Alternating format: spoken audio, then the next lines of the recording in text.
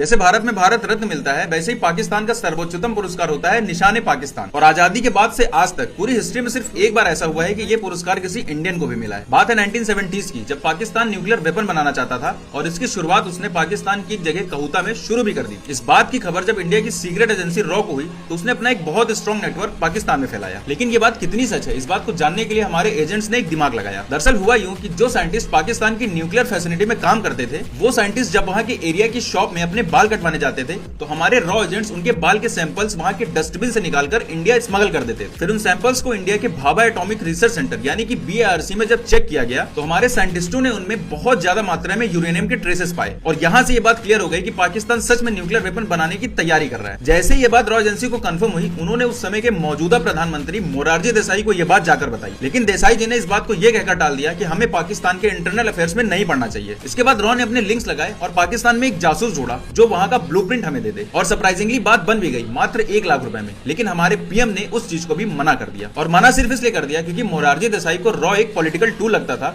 जिसे इंदिरा गांधी ने अपने देश की सिक्योरिटी के लिए बनाया था। और क्योंकि वो रॉ को पसंद नहीं करते थे, इसलिए अपनी सरकार के दौरान उन्होंने रॉ का बजट 30 से 50% तक कम भी कर दिया था। और इजराइल के साथ हमारे अच्छे संबंध होने की वजह से जब ये बात इजराइल को पता चलती है तो वो कहता है कि हम पाकिस्तान के न्यूक्लियर फैसिलिटी को एयर स्ट्राइक से उड़ा देते हैं। तो इस बात पे इजराइल के एयरक्राफ्ट्स को इंडिया में रिफ्यूलिंग की परमिशन प्राइम मिनिस्टर डिनाई कर देते हैं। यहाँ तक तो फिर भी ठीक था, लेकिन इसके बाद जो प्राइम मिनिस्टर मोरारजी देसाई ने किया वो सुनने लायक है। उन्होंने पाकिस्तान के प्रेसिडेंट जनरल जियाउल हक को कॉल किया और बोला कि आप जो न्यूक्लियर वेपन की तैयारी पाकिस्तान में कर रहे हो उसकी जानकारी हमें है। इस बात को सुनकर पाकिस्तान के प्रेसिडेंट का दिमाग हिल जाता है और वो ISI को अलर्ट करता है कि पता करो कि ये न्यूज लीक कहां से हो रही है। मोरारजी देसाई की बेवकूफी की वजह से हमारे 300 से ज्यादा एजेंट्स पाकिस्तान में पकड़े जाते हैं और बेरहमी से मार दिए जाते हैं। और इसी दरियादिली और बेवकूफी को देखकर पाकिस्तान मोरारजी देसाई को 1990s में पाकिस्तान के सर्वोच्चतम पुरस्कार निशाने पाकिस्तान से सम्मानित करता है।